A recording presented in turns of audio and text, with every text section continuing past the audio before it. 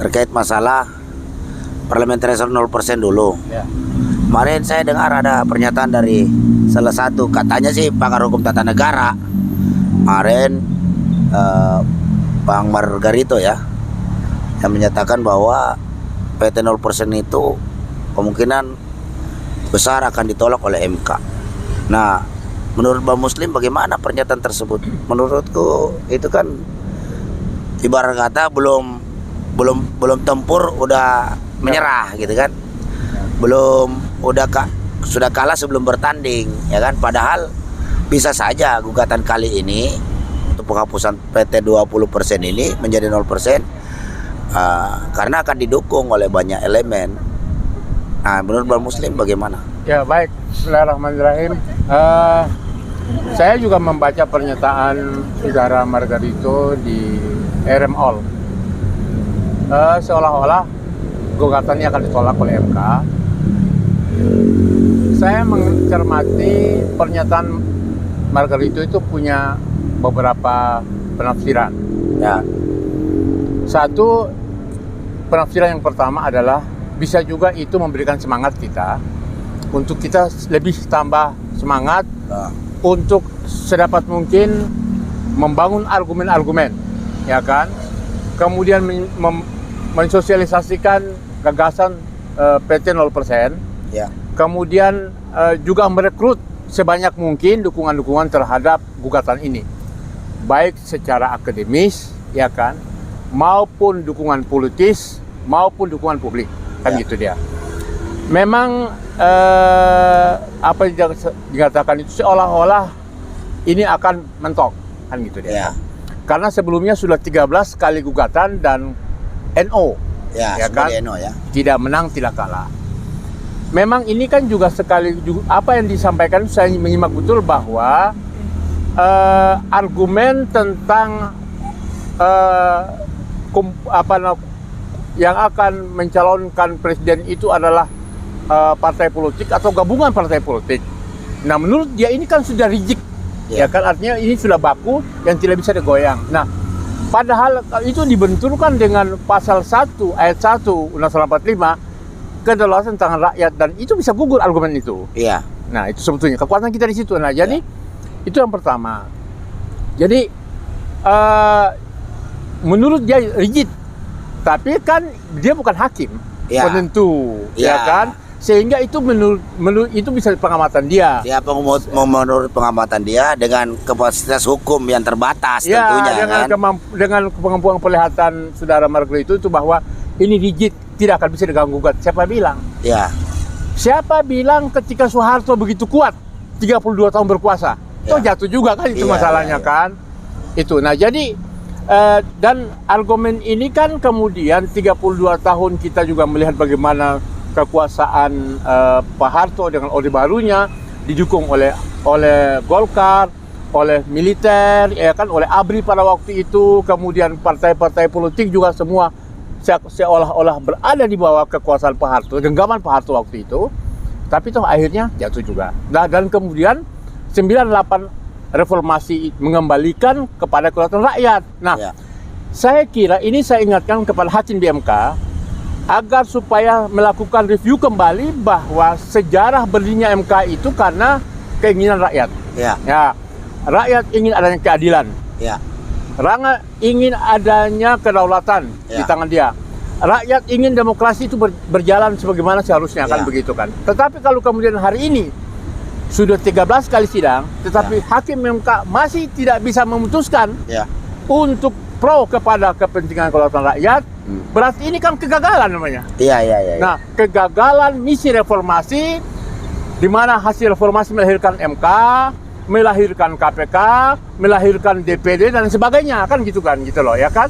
Nah, terjadi deregulasi politik misalnya, kan seperti itu. Nah, jadi saya kira ini meskipun ada pernyataan seperti otokritik dari Margarito, tapi kita anggap bahwa itu memberi semangat kepada kita sebagai penggugat. Saya kan termasuk prinsipal, juga Saudara Daeng dan teman-teman dari DPD, kemudian yang lain-lainnya, kan begitu kan. Dan kami ingatkan bahwa jika negeri ini ingin terjadi perubahan yang lebih baik, hakim MK harus menggolkan PT 0%. Iya. Kenapa? PT 20% melahirkan satu, presiden petugas partai. Iya. Lalu kemudian dikritik menjadi presiden boneka. Iya. Lalu dikritik lagi kemudian presiden pelongo, maaf ini ya, maaf. Iya. Kita katakan seperti ini kan publik mengatakan seperti itu kan. Iya. Dan tiap hari dibully. Ini Iya. MK harus bertanggung jawab seperti itu Iya. kan gitu loh. Jadi- ini akibat PT 20%. Nah, jadi saya pikir mengutip pernyataan siapa itu Pak Jeffrey Muhammad Winter. Said Didu di Said Didu. Twitternya, Ya. yang saya baca itu ketawa juga saya bahwa parliamentary threshold 20% itu kan bertentangan dengan Dasar. pasal 1 Ayat 1. ayat 1A Pasal 5. terkait masalah kedaulatan rakyat. Ya. Jadi PT 20% itu jelas bertentangan dengan konstitusi kita. Karena selain daripada itu juga bertentangan dengan pasal 27 ayat 1 bahwa Ya, betul. setiap warga negara Hak. memiliki Dan kedudukan yang kesamaan sama, iya, di mata hukum dan pemerintahan tanpa kecuali. Iya, betul. Nah, sederhana aja itu. Iya. Jadi kalau misalnya Hakim Konstitusi Margarito Kamis bilang ini sudah baku, saya mempertanyakan kapasitas keilmuan dia sebagai seorang katanya pakar hukum tata negara. Kalau pakar hukum tata negara tentunya bisa membedakan mana kebijakan atau undang-undang atau peraturan yang bertentangan dengan konstitusi. Harusnya sebagai kaum intelektual membalikan persoalan ini agar berada di track yang benar. Ya. Jadi kalau bertentangan dengan konstitusi ngomong aja bertentangan Ya, konstitusi. makanya itu. Janganlah para kaum intelektual ini menjadi penjahat-penjahat Pembenaran. intelektual. Penjahat-penjahat intelektual ini bisa merusak demokrasi kita, bisa merusak tatanan hidup bangsa kita, bahkan bisa menjadi juga menumbuh suburkan kepentingan-kepentingan oligarki yang hari ini jelas-jelas Ya. merusak tatanan hidup, juga bahkan dianggap telah mengkudeta Ya. konstitusi kita, ya kan, melalui kemampuan oligarki mereka, melalui kemampuan finansial mereka untuk dapat menjajah kita secara terstruktur, sistematis dan masif melalui regulasi-regulasi yang sudah diciptakan oleh oligarki itu Ya, sendiri. makanya Dan ini begini. berbahaya. Ya. Jadi harus diingatkan ini para Ya, intelektual. kaum intelektual, hakim-hakim yang bertitel profesor doktor, itu sudah jelas. Ibarat kata sudah bertentangan dengan Undang-Undang Dasar 45. Ya sudah, kembalikan saja Ya. bahwa ini kepentingan kedaulatan rakyat. Kalau enggak Anda belajar lagi. Ya. Masa itu aja nggak tahu, Betul. ya kan? Nah, Ya, makanya begini kan. Sekali lagi bahwa hakim MK itu kan dia harus berdiri pada posisi rakyat. Nah, Ya. kalau kemudian tetap mempertahankan 20%, itu tersandra dia. ya, Kenapa dia tersandra? Loh, 20% itu sekarang ini dihuni oleh partai-partai politik yang hampir semuanya korup. ya, PDIP kader-kadernya korup, kemarin ditangkap tuh 2 menteri, Iya, iya, ya kan? Begitu juga Golkar, sekjennya Iya. sama ketumnya, kan Iya. gitu dah, ya kan? Nah, kemudian P3 juga seperti itu, kan begitu, ya kan? Kecuali kecuali PAN yang belum, ya, ya kan?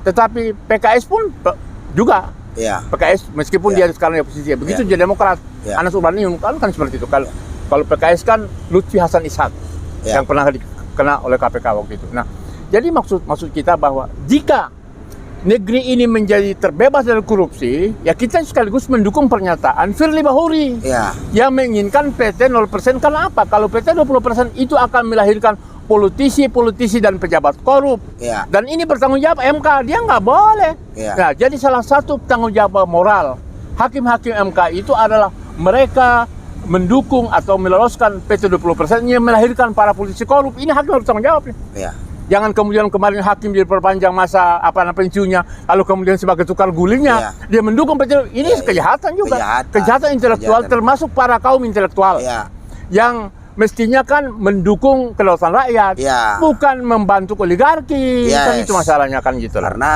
apabila kaum-kaum intelektual ini, penjahat-penjahat intelektual ini membuat keputusan misalnya menolak lagi PT 0%, ini adalah kejahatan yang luar biasa karena berdampak strategis dan berdampak luas Betul. bagi kondisi republik kita Dan merusak demokrasi. dan jelas merusak demokrasi. Demokrasi, iya. Dan intinya adalah yang paling mendasar adalah bertentangan dengan Undang-Undang Dasar Dasar 45. 45. Itu poin yang Dan pertama. itu sudah jelas nanti pertanggungjawabannya seperti apa. Iya. Nah, kalau MK nanti meng-NO lagi dengan berbagai macam dalih dan dalilnya, Iya. maka ya sudah, rakyat gunakan saja kemampuannya sesuai dengan pasal 1 ayat 1 tadi. 25. Bahwa kedaulatan Bisa muncul beberapa belokasi untuk menuntut itu tadi. Ya. Jadi itu tadi, jadi bahwa jangan salahkan kemudian ketika rakyat ingin ya kan mau berjuang merebut kembali kedaulatannya karena sudah dipasung oleh PT 20%, jangan salahkan rakyat. Sebagaimana begini kan, hasil dari PT 20% itu melahirkan DPR, presidensial, pemerintahan yang korup, ya kan, diisi oleh menteri-menteri yang korup, politisi yang korup, kan gitu dia. Juga misalnya PT 4%, juga DPR kan juga begitu, diisi oleh para politisi korup. Nah, akhirnya apa? Politisi korup di DPR, politisi korup pemerintahan, sekarang ini membuat negeri ini tidak punya wibawa. Investor mana mau datang, meskipun sudah ada undang-undang Omnibus Law sekalipun, yang kemudian diinkonstitusional oleh MK sekalipun, itu kan Omnibus Law itu lahir dari PT 20%. Melahirkan undang-undang yang anti kesejahteraan rakyat, yang menekan buruh, menzalimi buruh kan, akhirnya demo berkali, akhirnya buruh terpaksa demo, baru kemudian demo itu melahirkan disetujui lah tuntutan buruh itu sendiri. Karena harus tengah leher dulu kan, itu masalahnya kan. Nah itu, jadi ini hakim MK nggak boleh cuci tangan, dia nggak boleh akibat keputusan yang salah tadi itu. PT 20% itu melahirkan berbagai malapetaka, malapetaka politik, malapetaka hukum, malapetaka demokrasi, malapetaka ekonomi. Itu PT 20%. Nah itu. Nah jadi para penjahat-penjahat intelektual ini yang ada di MK, nah mungkin saatnya Anda harus bertaubat dengan mengembalikan parliamentary threshold itu 0%. Karena kalau Anda tetap menjadi penjahat intelektual, ketika nanti kedaulatan rakyat memenangkan pertarungan ini, maka jangan salah, kalian akan dikejar-kejar nanti. Kalian penjahat-penjahat ini bahkan dibantai habis oleh rakyat Indonesia. Para penjahat-penjahat politik, para apalagi penjahat-penjahat daripada oligarki kekuasaan, oligarki politik kekuasaan ini, nanti kalian nanti akan dikejar-kejar rakyat. Seperti rakyat itu mengejar-ngejar semut sampai ke lubang ininya. Karena rakyat merasa sakit hati akibat kebijakan-kebijakan kalian. Banyak sekali kebijakan-kebijakan hari ini yang menindas rakyat.